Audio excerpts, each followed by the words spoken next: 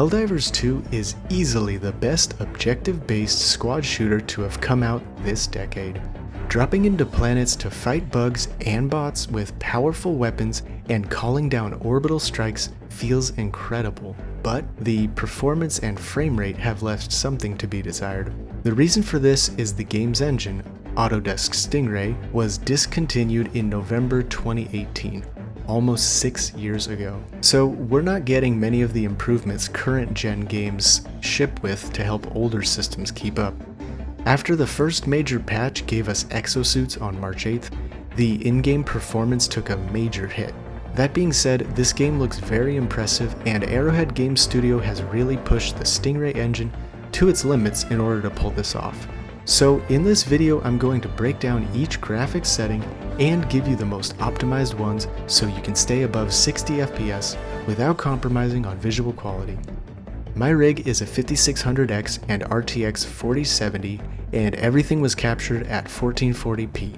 This video took a huge amount of work testing every setting and retesting on multiple planets and combat scenarios to ensure accurate data, so a like and follow would be greatly appreciated. If you want to check specific settings or just want to see the optimized ones so you can get back to spreading democracy, there will be chapters with timecodes in the description. So, without further ado, let's get right into it with the first setting, texture quality. I've seen videos and articles saying this game defaults to the highest textures no matter what you choose, and this is false, as you'll see how blurry it gets on the low setting. The performance between these settings is quite low. You'll only gain about 1% going down to medium or low, so just set this one based on how much VRAM your GPU has.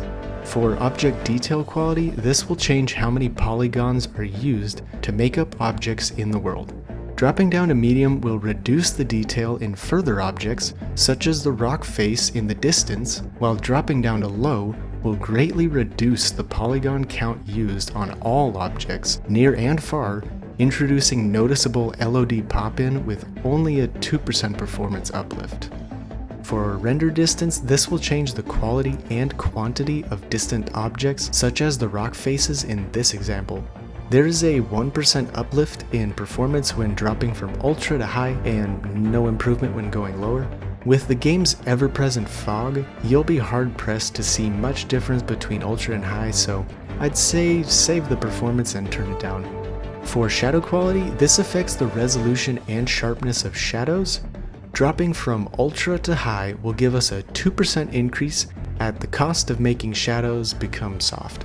Going down to medium will give us a further 2% at the cost of lower res shadows, but the difference is pretty minor, so it's worth it.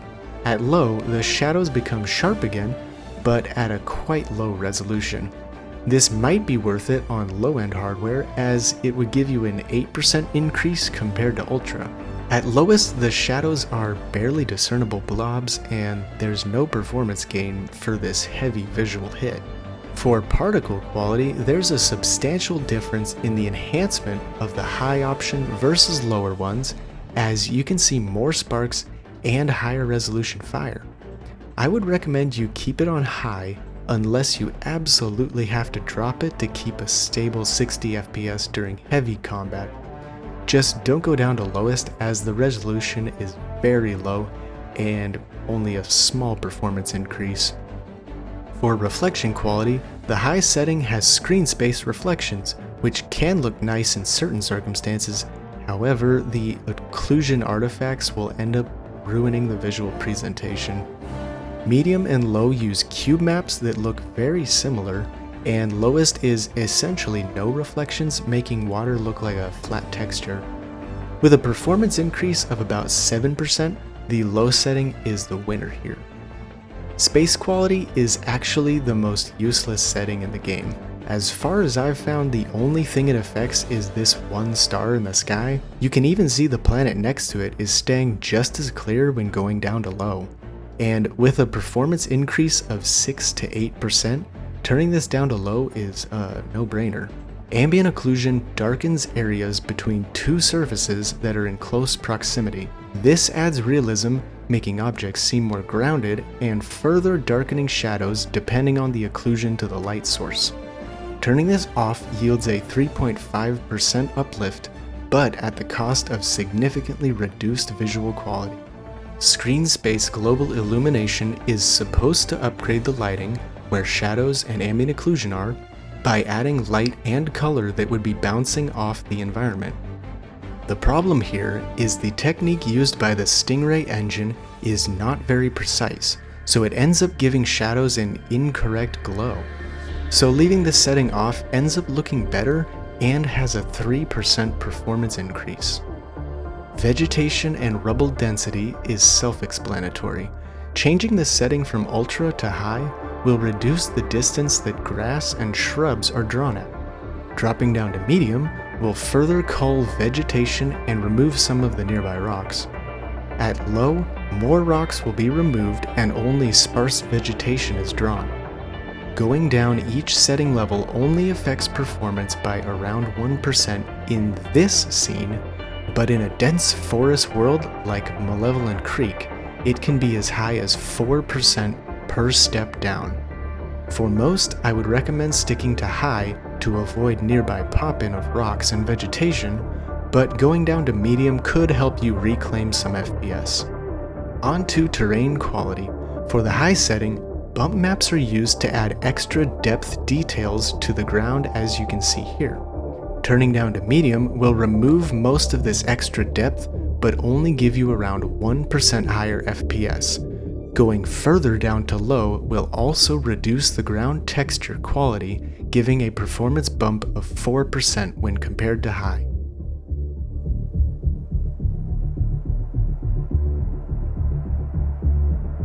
Volumetric Fog Quality has more aspects to it than previously noticed by other reviewers. Most have noticed that for each setting level you go down, light shafts will reduce in complexity. However, if you go down to low or lowest, certain lights at night will no longer cast against the volumetric fog. With a 6% difference in performance when going from medium to lowest, you'll need to make the choice between extra lighting details or extra frames.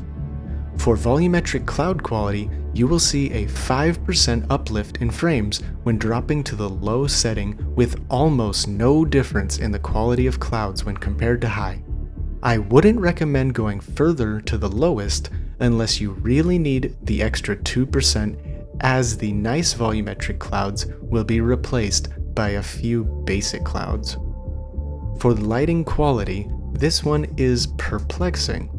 I tested 4 different planets during day and night missions and could find basically no difference between high, medium, and low settings. The only place I could find any real difference was on your ship, as seen in this screenshot comparison. Maybe it's a bug that needs fixing in future patches, but for now, at the cost of 3% when on the planet, I see no reason for us to use anything other than low. The last setting in the graphics menu is Anti-Aliasing.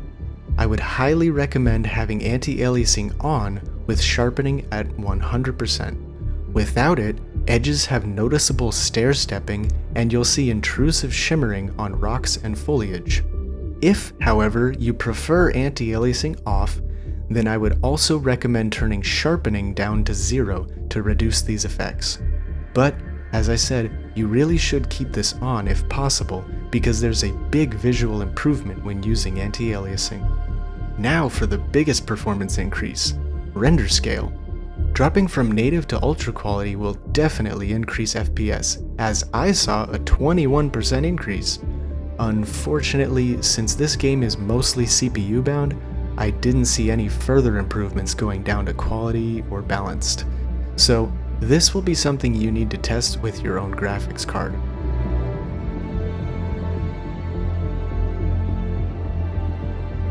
I don't recommend going down any further to performance unless you're playing this on a handheld like the ROG Ally, but at that point you'll most likely have to turn all other settings down to minimum.